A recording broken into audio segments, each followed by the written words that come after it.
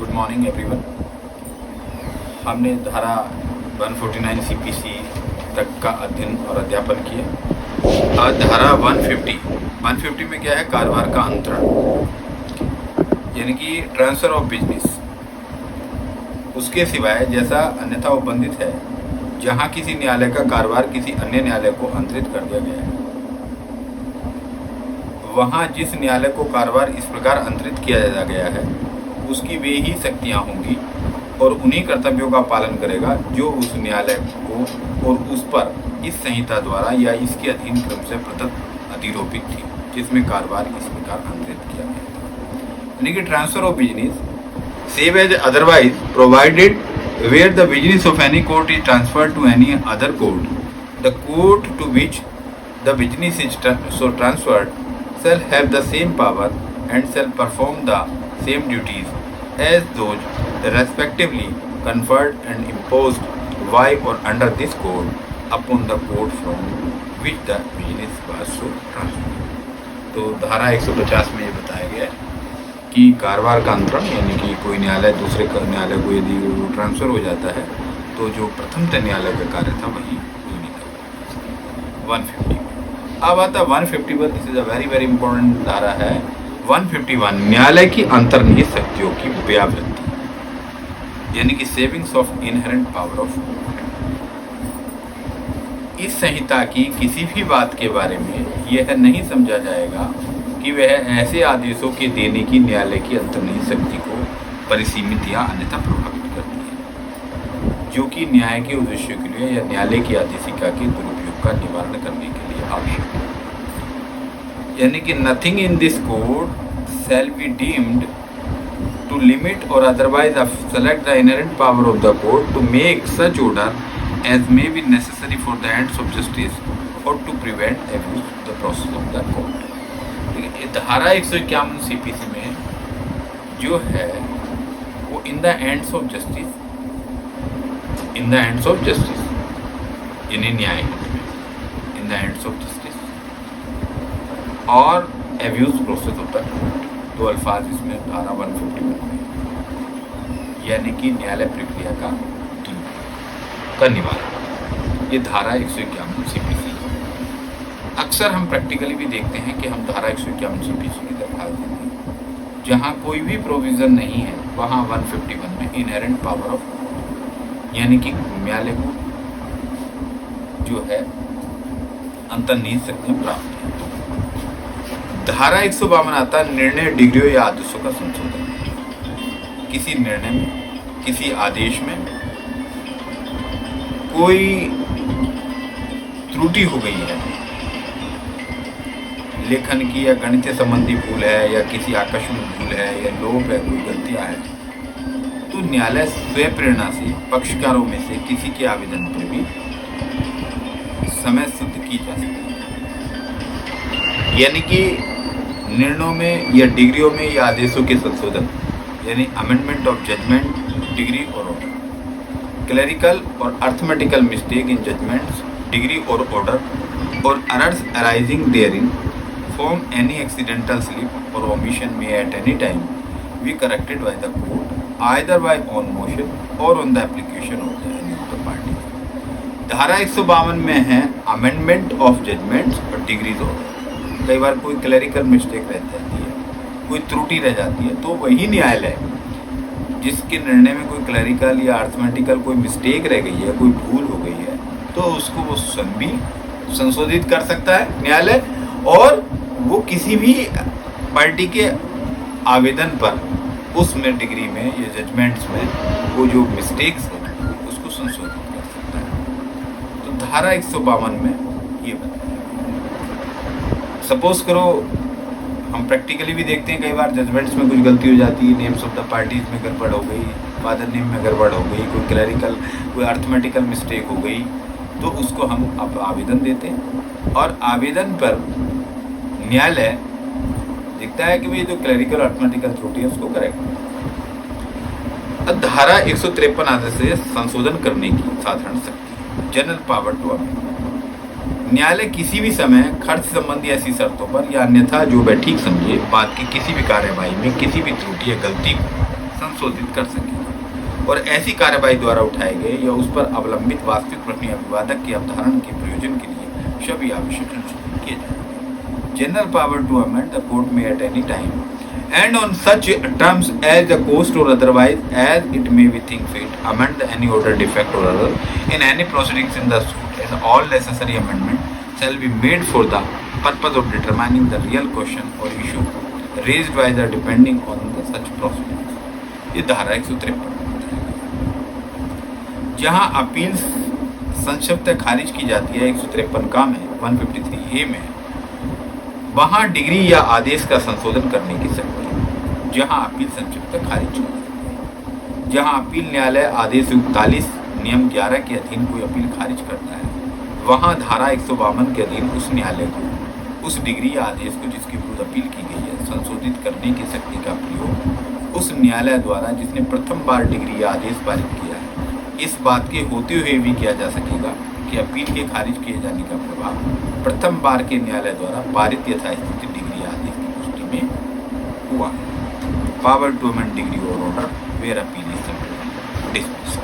Where an appellate court dismissing any appeal under Rule 111 of Order 41, the power of the court to amend the under Section 152, the degree or order appealed against may be exercised by the court which has passed the degree or order in the first instance, notwithstanding that the dismissal of the appeal has the effect of confirming the degree or order as the case may be passed by the court of the first instance। यानी कि जो appeal है उसमें कोई त्रुटि रह गई तो वो अपील न्यायालय में ठीक कर सकता है, क्योंकि अपील को कंटिन्यूशन ऑफ सूट कहा गया ऑर्डर 41 तो धारा 152 में हो जाएगा। अब आता धारा 153B में खा में विचारण के स्थान को खुला न्यायालय समझा जाता है। वह स्थान जहाँ किसी बात के विचारण के प्रयोजन के लिए कोई सिविल न्यायालय बात लगता है खुला न्यायालय समझा और उसमें साधारणतः जनता की वहाँ तक पहुँच होगी जहाँ तक जनता उसमें सुविधापूर्वक समझ सके। परंतु यदि पीठासीन न्यायाधीश ठीक समझे तो वह किसी विशिष्ट मामले की जांच या विचारण के किसी भी प्रक्रम पर यह आदेश दे सकता है कि वह साधारणतः जनता या किसी भी निर्दिष्ट व्यक्ति के न्यायालय द्वारा प्रयुक्त कमरे या भवन तक पहुँच नहीं होगी और वह उसमें नहीं आएगा या नहीं समझेगा। यानी कि वे place of trial to be deemed to be open court, the place in which any civil court is held for the purpose of trying any suit shall be deemed to be an open court to which the public generally may have access so far as the same can conveniently contain there, provided that the presiding judge may, if he thinks fit, order at any stage of any inquiry into a trial of any particular case that the public generally or any particular person shall not have access to or to remain in the room or building of use by the court। ये धारा 153B। अब आता है धारा 157, 154, 155 और 156 repair कर दी गई है और धारा 157 में निर्सित अधिनियमितों के अधीन आदेशों का चालन है। 1859 के अधिनियम 8 या किसी भी सिविल प्रक्रिया संहिता या उसका संशोधन करने वाले किसी भी अधिनियम या अदालत द्वारा निर्सित किसी भी अन्य अधिनियमित के अधीन प्रकाशित अधिसूचनाएं की गई घोषणाएं और बनाए गए नियम, नियत किए गए स्थान, फाइल किए गए करार, विहित समापन मापमान, विरचित प्रारूप की गई नियुक्तियाँ और प्रदत्त शक्तियों के जहाँ तक वे इस संहिता के संगत है वहीं बल और प्रभाव रखेंगे मानो वे इस संहिता के अधीन और इसके द्वारा इस निम्न सशक्त प्राधिकारी द्वारा क्रम से प्रकाशित किए गए हैं, बनाए गए हैं, नियत किए गए हैं या फाइल किए गए हैं या विहित किए गए हैं या विरचित किए गए हैं और प्रदत्त किए गए। धारा 158 में a continuation of order under repaired enact. अब 158 में सिविल प्रक्रिया संहिता और अन्य निर्सित अधिनियमितों के प्रति निर्देश। इस संहिता के प्रारंभ के पूर्व पारित निकाली गई ऐसी हर एक अधिनियमित अधिसूचना में जिसमें 1859 के अधिनियम 8 या किसी भी सिविल प्रक्रिया संहिता या उसका संशोधन करने वाले किसी भी अधिनियम या अदालत द्वारा निर्देशित किसी भी अन्य अधिनियमित की प्रति उसके किसी भी अध्याय या धारा के प्रति निर्देश किया गया है, ऐसे निर्देश को जहाँ तक हो सके इस संहिता द्वारा स्थानीय भाग आदेश धारा या नियम के प्रति निर्देश माना जाए। Reference to the code of civil procedure order writ. in every enactment or notification passed or issued before the commencement of this code in which reference is made to any chapter or section of Act of 8 of 1859 or any code of civil procedure or any act amending the same or any other enactment therefore repealed. Such reference and so far as may be practicable be taken to the made to the code part of the section of. हमने ये section हमारे 158 तक आज complete हो गया। 151 is very important, 152, 153। तो अब हम इसके बाद आते हैं द फर्स्ट शेड्यूल यानी पहली अनुसूची पर आते हैं, आदेश। अब ऑर्डर पर आते हैं। तो 151 मैंने बताया आपको, in the hands of justice and the abuse process of the law, ये न्यायालय की अंतर्निहित शक्तियाँ हैं। अब आते हैं हम पहली अनुसूची आदेश 1। आदेश 1 में है ऑर्डर 1 पार्टीज टू सूट, वादों के पक्षकार यानी कि जो वाद है, जो सूट है उसके पक्षकार। नंबर 1, वादियों के रूप में कौन संयोजित किए जा सकेंगे यानी प्लेंटिफ के रूप में। हु में बी ज्वाइंट एज प्लेंटिव्स, कौन होंगे? ऑल पर्सन, ऑर्डर 1 रूल 1 में देखिए, all person may be joint in one suit as plaintiff where any right to relief in respect or arising out of the same act or transaction or series of acts or transaction is alleged to exist in such person whether jointly, severally or in alternative। and order 1 rule 1V में देखिएगा, if such person brought separate suits any common question of law or fact, यानी कि वादियों के रूप में कौन संयोजित किए जा सकेंगे। ऑर्डर 1 रूल 1 में देखिएगा कि वे सभी व्यक्ति वादियों के रूप में एक वाद में संयोजित किए जा सकेंगे।